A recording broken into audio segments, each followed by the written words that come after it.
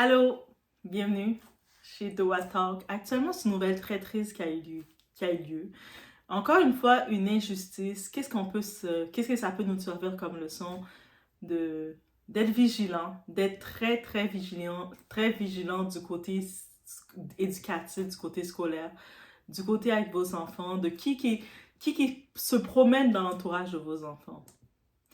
Parce que, tu sais, personne n'est à l'abri de ça. On peut même pas accuser les parents de cette petite en disant que c'est eux autres qui ont manqué de quoi. Non. Et puis malheureusement, avec le système, la corruption qui peut avoir lieu, ça va être compliqué. Donc, ça a eu lieu à Douala, au Cameroun. Et la source, c'est le blogueur Enzo Manto qui fait beaucoup de sensibilisation justement sur beaucoup d'événements qui arrivent. Et en tant que tel, il utilise sa plateforme pour être la voix. Et j'en profite de relancer aussi le tout parce que ça doit se rendre aux oreilles. Ça doit se rendre aux oreilles de faire attention, d'être vigilant, de ne pas prendre pour acquis que quelqu'un vient se présenter. Je vais venir m'occuper de ton enfant, qu'il a réellement l'intention de s'occuper de ton enfant. Que le choix de votre partenaire aussi, faire attention. Les gens qui rôdent autour de vos enfants, faites attention. On y va, on en profite, on met un petit like de support déjà pour commencer. Donc,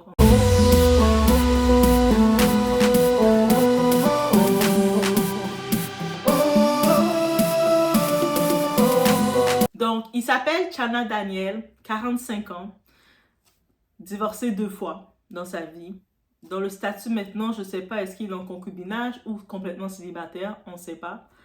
Il est répétiteur pour enfants, donc lui, répétiteur à domicile. Donc, il s'est mis comme vocation d'aller pour l'éducation. Mais il n'avait pas les intentions qu'on arrive, qu'on va travailler pour aider, pour faire l'éducation, la prévention et tout. Lui, c'était plutôt le cas qui venait dedans, c'est pour pouvoir briser, faire du mal.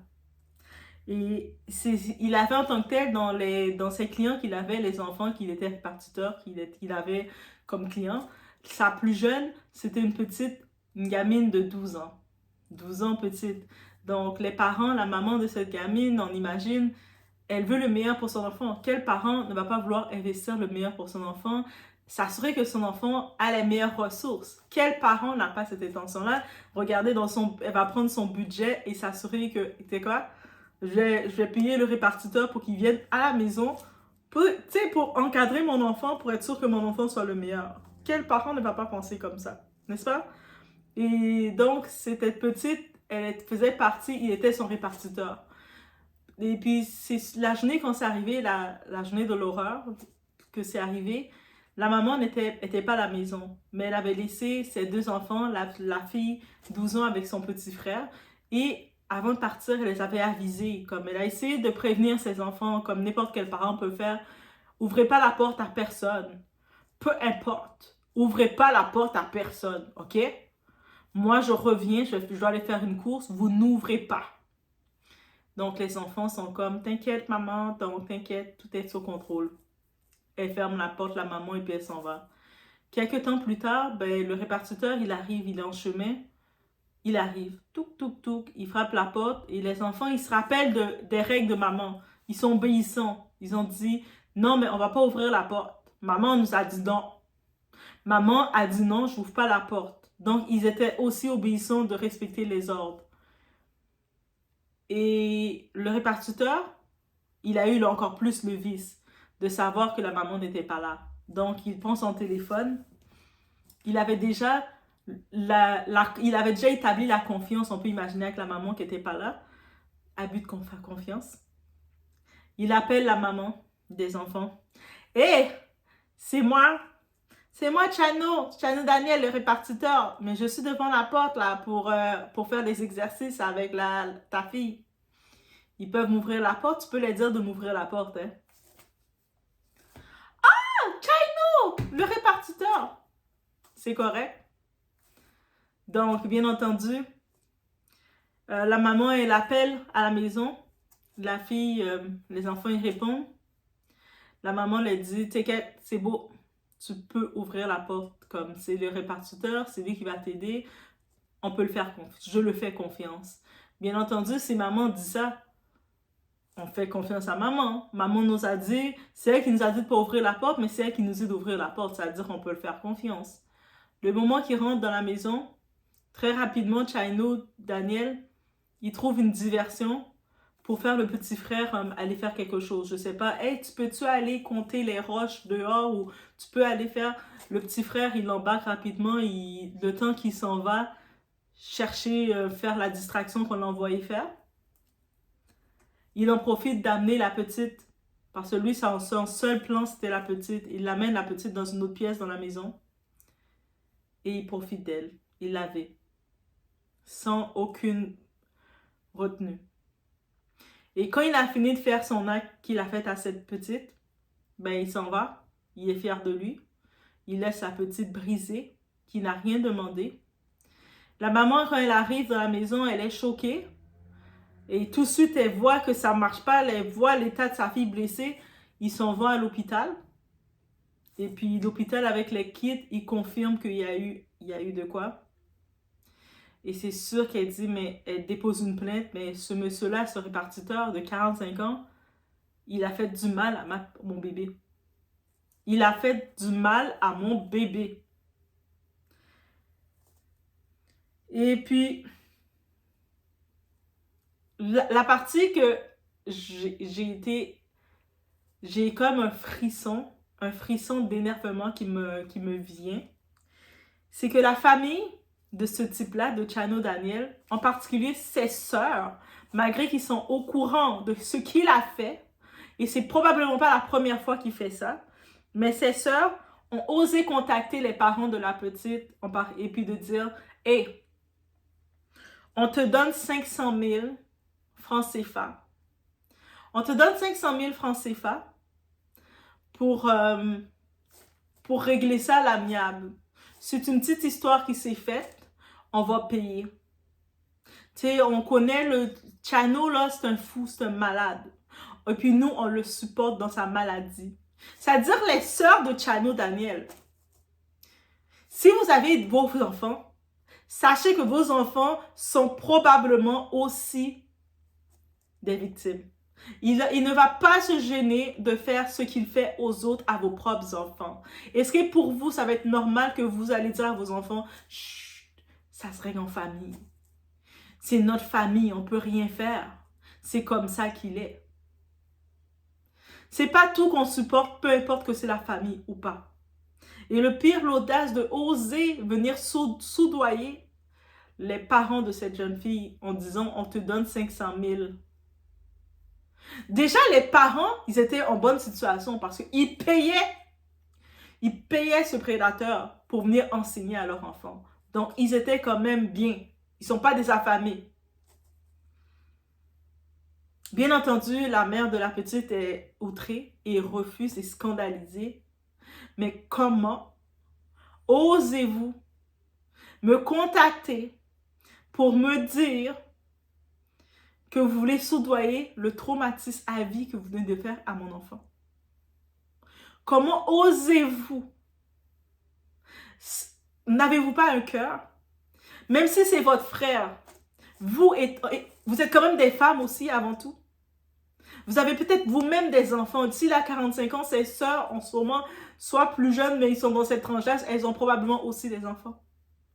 Et donc, quelqu'un ferait ça à vos enfants. Est-ce que vous allez donner un 50 000, un 500 000 francs CFA et puis c'est beau, on passe à autre chose, rien n'est arrivé?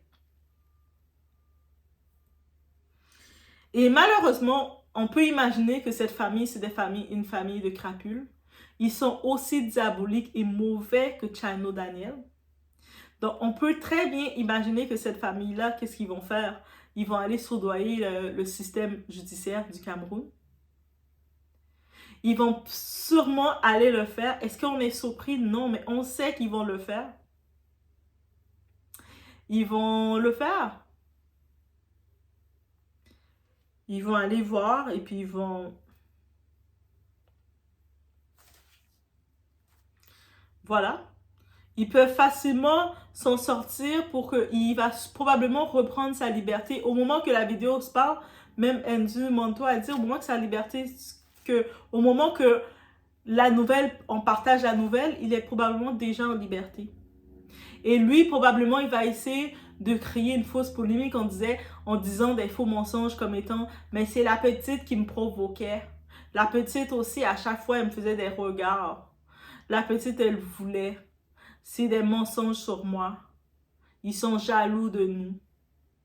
On est quand même en Afrique, on a beau réclamer la libération de l'Afrique, on a beau réclamer des meilleures conditions de l'Afrique, mais actuellement, les conditions, tout le meilleur va venir quand on va commencer à se traiter comme des humains et qu'on va arrêter de faire ce genre d'abus.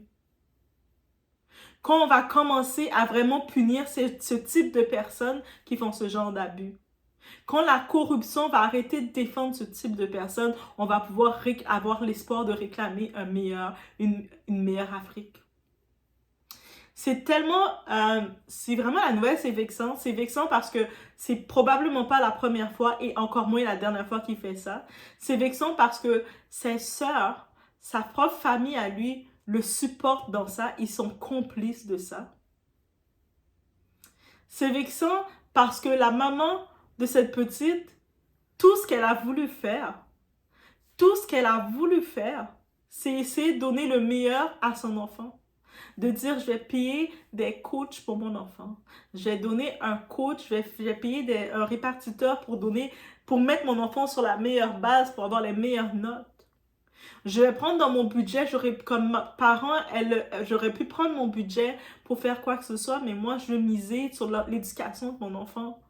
Tu sais, un parent n'est pas méchant. Un parent, en fait, quand le parent se lève, essaie d'aller travailler, essaie de se chercher, c'est pour son enfant. C'est pour ses enfants qu'il le fait. Et là, on vient de toucher à la jeunesse. Tu sais, comme quand on regarde les sports, on dit, pourquoi le Cameroun ne change pas? Mais regardez comment vous traitez vos enfants. Quand on regarde, qu'est-ce qui se passe? Pourquoi le Congo ne change pas? Mais regardez comment vous traitez les enfants. Pourquoi Haïti va mal? Mais regardez encore une fois comment vous traitez les enfants là-bas. Et c'est des cas qui arrivent, ce genre d'injustice qui vient, on se dit, qu'est-ce qu'on aurait pu faire pour prévenir? C'est difficile.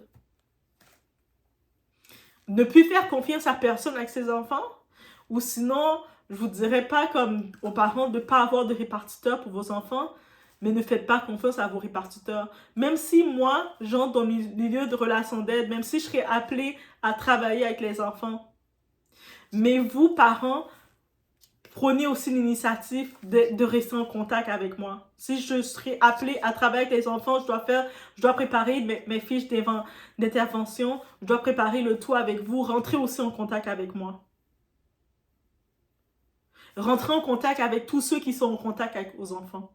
Vos enfants qui rentrent à l'école, leurs professeurs, venez voir, la première journée, vous venez, mais pas que la première journée. De temps en temps, faites des surprises.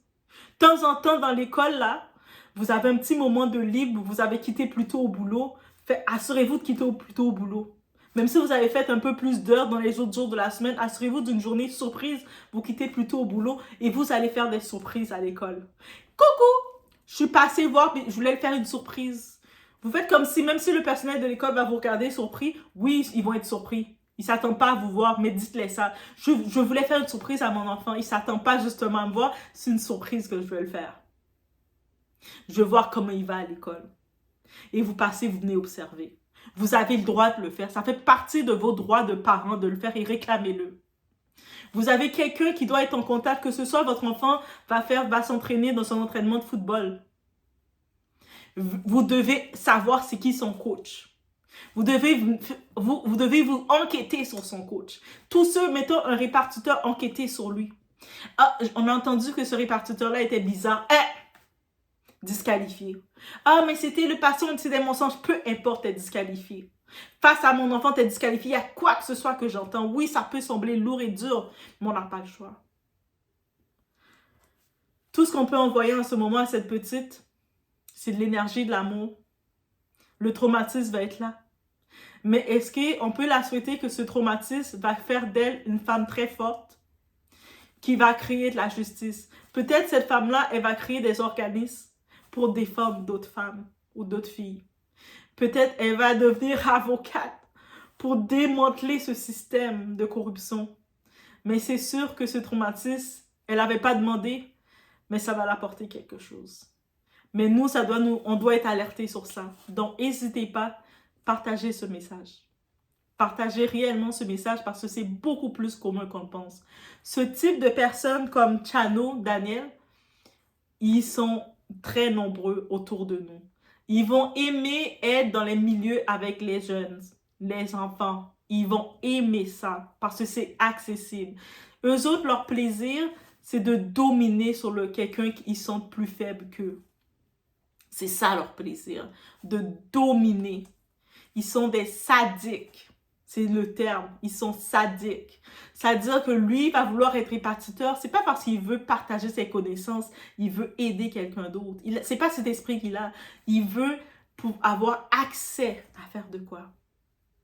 Commençons à faire la différence dans cet esprit de discernement. C'est pas juste d'aller et de dire « Ah, le pasteur m'a dit c'est correct ». Non, c'est nous qui devons développer notre esprit de discernement pour protéger nos enfants. Je vous laisse sur ce message-là. Faites attention.